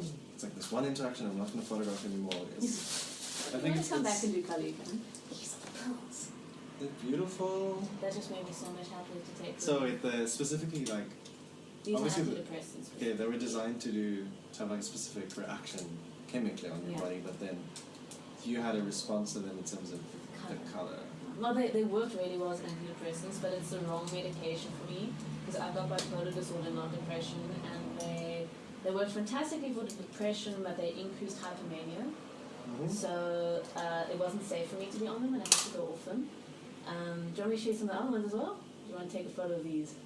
I kind of want to get these because you seem to be reacting No, they're so much to fantastic. them. Because when I started on these ones, I was actually suicidal. So to have like this positive reaction to the colors meant that that's significant. Yeah. But I've been through so many different color medications. These ones are great as well. They're not as pretty, but they were also quite I like nice. them because of Yeah. blue. Blue is my favorite really? colour. Okay. Like, I like the shade of blue. I've got some other ones. Yeah. These are, they might be Schedule 3, but they're really nice if you know people or experience a lot of anxiety yourself. They have like no side effects and they're really mild and they're atypical anti-anxiety medications. And you can take them short term, like if you're going through exams or a project or something like that. Okay. If you're going through like emotionally difficult times. If you take them long term like I did, then you develop a tolerance to it and it stops working, which is why I'm not on it anymore. But like for a few months at a time, they're great. So you said you're in the process of applying for clinical. So obviously you're interested in the medicated side of psychology, I guess. Well, I'm interested in so many different things about psychology. Oh, you're interested in so many different things. As people are, but No, that's something I do it's not feel often- like I'm interested in a lot of things that maybe things other people aren't interested in. okay. Like maybe other people are interested in as many things, but like you ask me what series I watch, I'll be up like maybe 3 different things that I haven't watched in like, I don't know. What I've been watching lately is like Pokemon. I have like a connection with Pokemon since it came out, like what, 5 years old or whatever. But like I don't watch stuff I don't watch movies. Yeah. The stuff a lot of people talk about, I don't really get. But if you want to come here and you want to talk about plants or fish or rats or psychology or medication or science, that's my thing. Yeah. Yes, I'm the same. Like obviously I study art, and my interest is photography, so I can talk about it like aimlessly, especially like the technical side of photography, because like I do like analog photography, so I'm very much invested in like the chemical side and the light and stuff like that. So I've spent evenings where I just don't sleep and I just follow link after link after link online, just reading and watching videos and just like kind of teaching myself how all these things work. I've done that a lot with psychology things and medical things. Oh my goodness. If anyone looked at my Google search history, they would think I have every disease in the world. Doesn't matter how gross or how stigmatized or however. I don't care, it's in my Google history.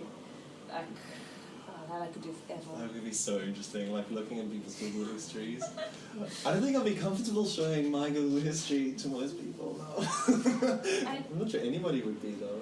I'd probably even be comfortable with people looking at like my porn search. I think that would also be fine. But like, that I don't do in Google, so Okay. people wouldn't see that.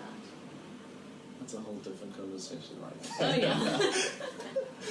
Because you can bring in like every social issue ever with porn. Like sexism, racism, classism, sexual orientation, genders, of course, and their sexual objectification, but then also positive things like, you know, for me, being someone with a lot of issues, I have a lot of like sexual difficulties right now, which I don't really want to get into while it's being recorded. No, But I use porn as a way of getting my mind in a certain space if I want to have sexual interactions. So I use it as a tool for something positive. So long as I find porn that doesn't have anything that's negative for me in it, so it must be completely, fully, obviously consensual, no one looking unhappy.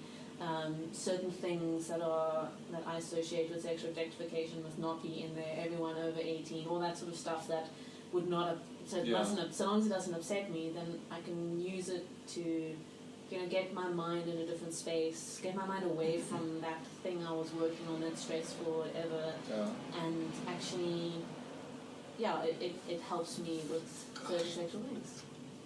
This is so interesting. It's giving me like an idea for like a whole different project that I want to do now.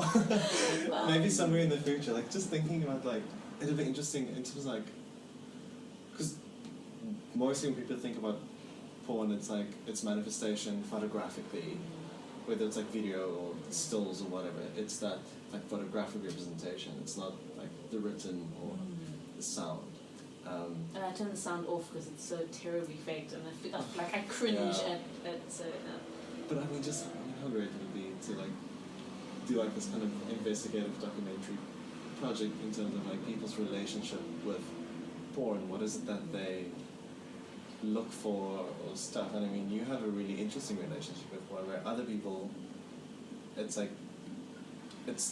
you kind of use it for a very specific goal, and you're always looking for something that can get you to a specific end result. So, but yeah, that's a whole different discussion I can get into now. For me, a lot of things that are sexual are stigmatized, and I mean, porn can definitely be incredibly harmful. And I think if you're not aware of a lot of social issues, then it can promote a lot of negative things. But it's not to always be associated with a lonely person sitting alone masturbating. Not that masturbation is wrong, but people associate it with being alone. That's another thing. I would like people to change their opinions on masturbation. That it's not something you only do if you don't have a partner. Same with sex toys. It's not to replace it. Well, this annoys me, especially with people criticizing lesbians for handles, women, and say people who use vibrators and dildos and things, whatever they may be. You might as well just find a penis. Yeah, but it's not a penis equivalent. It's really not. It is practical to have a rod-shaped implement. That is simply practical. It helps with certain kinds of stimulation. You have anatomy, and you want something that can stimulate that anatomy. You don't have to get something that's, I don't know, some shade of flesh-colored with veins or whatever else that people get. Yes. Like, if you don't like penis, you don't have to get that kind. You can get like a Luma green rabbit-shaped vibrator if you want. Oh, good. That's great. And you don't have to use it alone either. That's the other thing people think. A friend of mine who studies with me told me this great story of, friends of hers, a gay couple. And the one is usually, let's just call it conservative when it comes to ideas in terms of relationships and sex and relationships and whatever. And if I remember correctly, they're both versatile. And on this occasion, the one that is more conservative, he was the top in the encounter situation, in the sex. I like that, in the sex. In the sex. And I think it was either like midway through or something, he's like, he looks at his wife, he's like, just hold on. And then he giggles and he runs away and he comes back. And he has, according to my friend, a massive dildo. Yeah. But like terrifyingly massive. And he shows this to his partner, and his partner's like, what? Like, what the fuck? Like, why? Why is this thing here? We're having perfectly fine sex right now. Why is this thing here? It's like, yes, I know, but do you mind penetrating me with this massive dildo while I penetrate you? Yeah, not to be expected from a conservative person. Exactly. But it's such a it's a refreshing story, and it's actually kind of cute. But you can get some scary, massive things. Like, I've looked at things in Oh sex my toys, and like, if this fitted into my body, it would pierce my lungs. Pretty much. Pretty I much. don't get it. But I mean, if that works for some people. It does. I really. I think the cutest compliment question I got about anal sex, I was doing some kind of sex ed, not formally, I think, but with younger people, I think. And they asked, like, how far can something go up your bum? Like, can it just keep going? And they don't realize, like, there's, like, a sphincter and then a sphincter kind of thing going on. Yeah. But they just sort of, like, I think they imagine this just go up It's and like follow the intestine. Endless tunnel of penetrable space. Until it comes out your mouth. Oh. Wow. How long is, like, the digestive tract or something like that? It's something intensely crazy long. I love the questions that either young or inexperienced or underexposed people come up with about sex. It's so cute. I'm often the person answering these questions because I'm very comfortable talking about it. But I mean, like, especially teachers need to be comfortable. They should be able to talk about anything and everything, and in a way that is understandable to them and also informative, and not like, no, you're not allowed. That is not cool. I mean, that's the worst thing you can do. Like, at the school I was teaching at, I did sex ed. Like, I specifically chose, let me do the sex ed stuff, because even if I only had them for like 4 lessons, I was going to make my mark. There were kids who thought that when you have sex, you can choose whether or not to impregnate someone.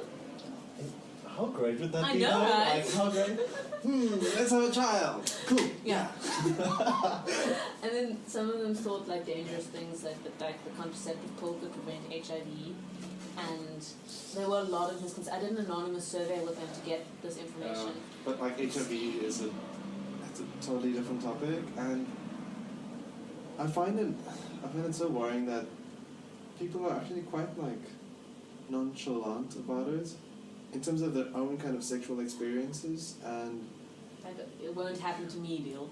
yeah, and it'll never happen to you. You don't expect it to happen to you. I even had someone say to me, no, I don't have sex with the kind of person with HIV. I was like, what the fuck? That's not a real thing. That's not a thing. And then this person later found out that their partner cheated on them. So I'm like, and the person that they had sex with also has been sleeping around, we think. So I'm like, if you want to talk about risk, unprotected sex with multiple partners is going to be a higher risk thing. It's like, and he still hasn't got his I don't have HIV was my partner donated blood and they didn't have HIV, so I must be fine. Just go for a fucking test. Just go. It's like, yeah. You don't have to tell them you're unprotected sex. I lied in my first HIV test. I was too nervous. I was like 18. Yeah. Like, I actually only had my first test last year. How was it? 23-year-old. I think everybody has, for the first test, it's the same experience. There's a lot of like... Actually, no, I think every single time you get tested, there is a level of anxiety Yeah. present. Like, even if you're sure that you've been safe or whatever, like I go out of routine. I try to go once a year. Just generally, and but that first experience, because you kind of like you hype yourself up like but what if? But no, it's not possible. Thinking like I think of every single sexual encounter you've had. No. And then you're in this situation and you're speaking to the counselor, and it's so strange because it's such a like everyday, normal kind of boring thing that you're doing there, and you can see that she's like in my case, there was a female there, and she was just like, she didn't like using the pronoun. Like they were just very relaxed and like okay. I actually It's worked as fine. an HIV counselor testing campaign, one of these Nielsen ones. Okay, I've never Well, been to likewise. one of those Nielsen ones. I always want to go, and then I kind of get stuck in the outer apartment and then leave, and then I forget that it's happening. It's over so fast, like it Yeah. won't go so fast. But it's really interesting being a counselor because you get to see how different people feel about it. Obviously, I can't talk about how people reacted, but such a wide range of reactions, and everyone is nervous. And I think But then also like, you get so used to, you're trained to do things like, you're not supposed to ask, do you have a boyfriend, do you have a girlfriend? You ask, do you have any sexual partners? yeah. And you're not allowed to ask, are you faithful to your partner, are you cheating? You're not like, do you have any additional partners? And like, you get so used to doing that though, that it becomes really chilled. It's an interesting experience. It was great learning about how to do all that stuff. Like, I think it'll help me be a better counselor in the future. I'm quite curious though, just in terms of. So, I was always wondering, because in my experience, you'd expect more queer people to be open for like HIV testing, actually going and doing it, and I was wondering like, what is the percentage of cisgendered heterosexual individuals actually go to get tested, and how regularly do they go to get tested? And I always ask this question to like whoever the counselor is, and like, no, it's actually that's like a steady stream of like any kind of identity that comes in there, and it's good to hear, So I think but a lot of the people who go aren't actually worried. They go to just support it and because of routine. okay, Apparently the statistics in Stellenbosch for HIV is actually very low, but that's you can't be sure that it's going to stay that way, so you keep having these measures. But when I've been working there or testing there, working there or going to get tested, and it's just because there's so many more people who are cisgender and heterosexual that they vastly outnumber queer people. But it's just, I wouldn't know what percentage of each population it is. So you can't really. But I know because when I did my research, it was on the experiences of men who have sex with men in the campus environment. That was my honest research. Men have sex with men doing any sexual orientation, including heterosexual, so long as it's focusing on health aspects, so things like HIV.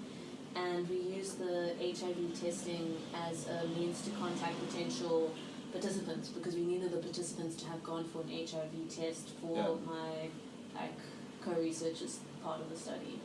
And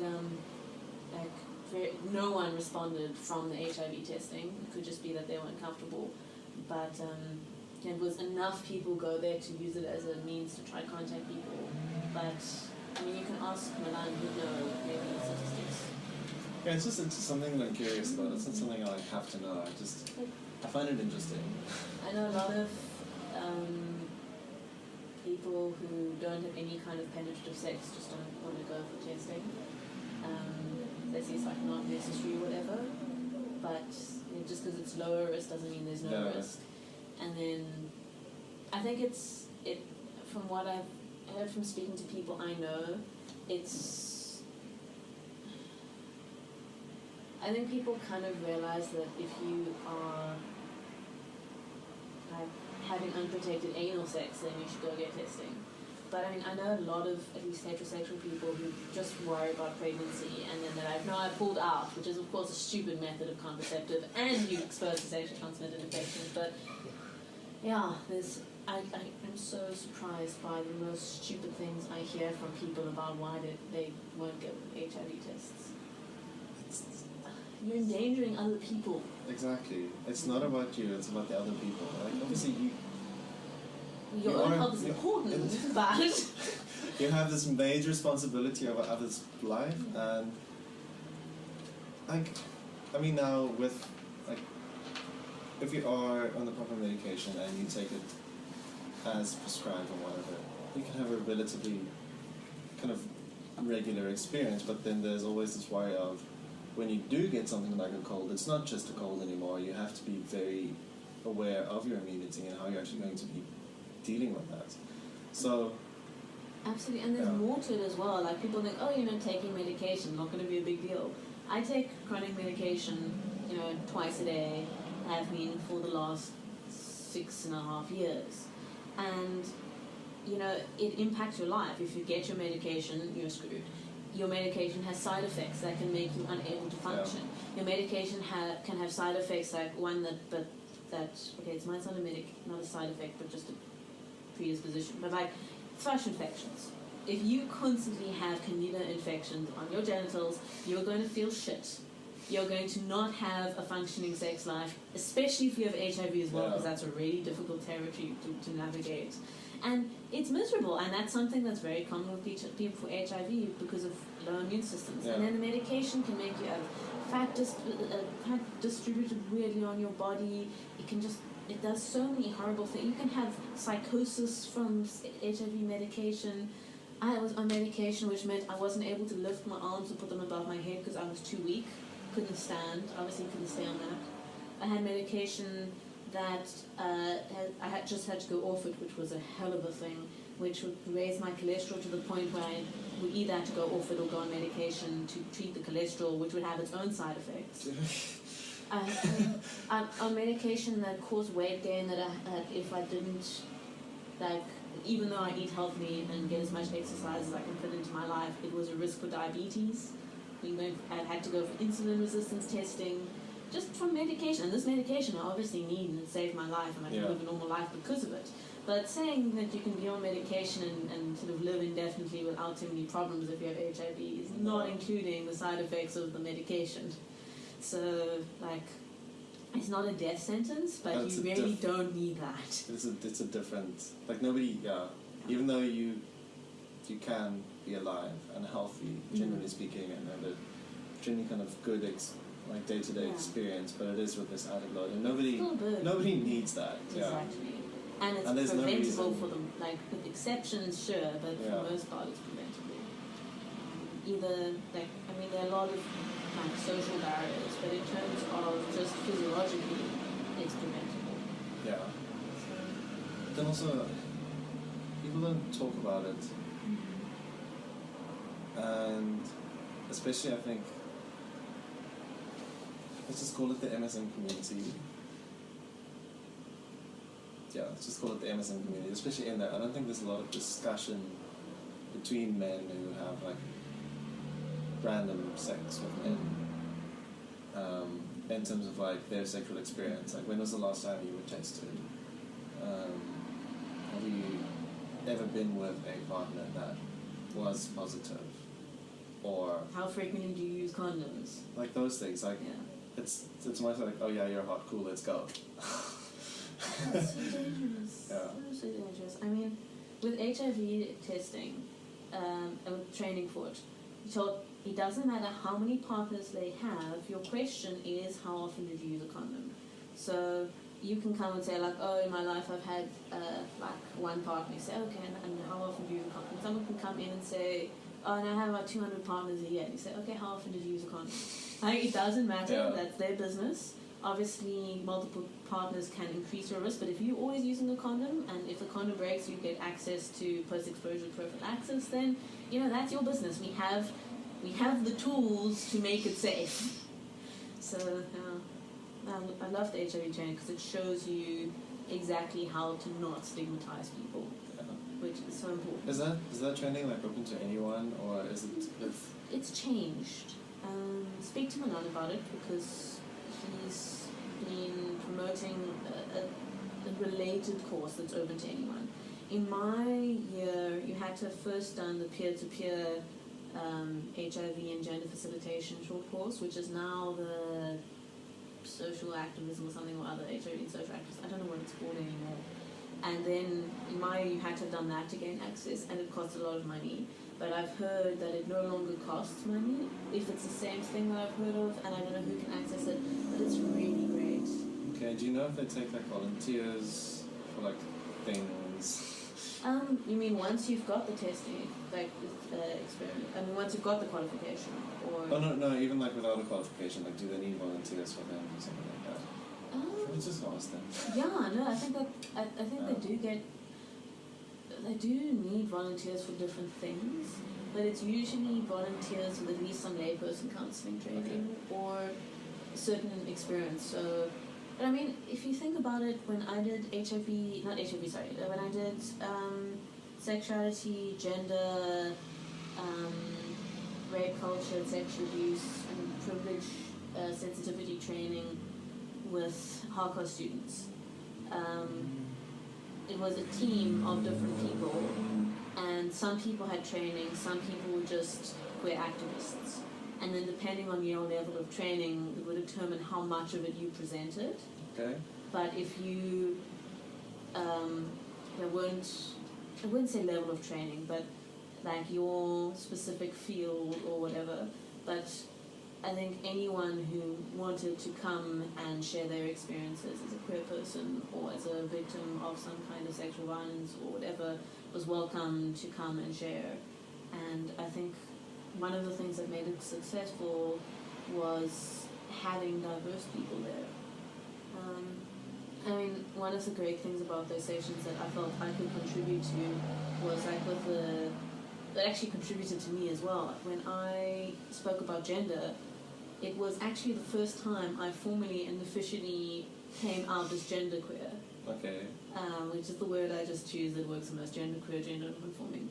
And I realized I had my own struggles. Like I felt that if I was going to not tell them I'm a genderqueer person, and even though I used feminine pronouns in a world that was more supportive of it, I'd probably have gender-neutral pronouns and things like that. I felt that I couldn't wear a dress or they wouldn't take me seriously. And it's then like you have to look the part to kind of be allowed to. And that's one of the things I experience a lot, is that I'm not seen as like, okay, well, you're dating a man and you look like a woman, so you're not really queer. And you're female and you mostly look like a woman. Like, you know, if this was a society where women couldn't wear pants, then, you know, it'd be different. But like, so you're actually a woman, you're not genderqueer. So I'm not queer enough for anybody, and I'm not queer enough for anybody, and I'm not cisgender heterosexual enough for anybody. So, well, fuck. But it's you know, like, I'm just so queer, I don't know what to do with myself. but I really have to not try queer to anyone. Yeah. Like, that's the thing. If they want to see me differently, it pisses me off so much, but like, whatever. What annoys me is that, why do I have to prove my queerness to you? The whole point of identifying as queer is to disassociate yourself from any heteronormative kind of construction of identity. And it's about your perception, not other people's perception. And it's about inclusion. And not labeling people. Yeah, you know, if someone chooses a label for themselves, a label can be empowering. If that label is forced on someone else, it can be disempowering. Like, I see that it's similar with mental illness. Like, for me, getting the label of bipolar disorder was empowering because it served a purpose for me. It helped me gain access to medication. It helped me find social support. It helped me understand myself. It helped me feel less alone. But for other people, when it's forced upon them, they feel like they're being told they're sick, that there's something wrong with them, and they hate it. So you can't, labels are not inherently good or bad, but it's how they're used. I think we should. Yeah, sure. Because we can talk. Time. We can talk forever. I'm not sure if that's 4 or 5. Oh, that's pretty wrong most of the time. Okay. Anyway, it's 3 minutes to 5. Wow. Great. So I'm gonna have some fun listening to this recording lying in my bed. Yeah. But thank you so much. If we just want to come and like have a chat anyway, Definitely. go ahead. The rats would also love to see you again. Wow, 2 hours. Yeah. Cool. I'm gonna stop it now.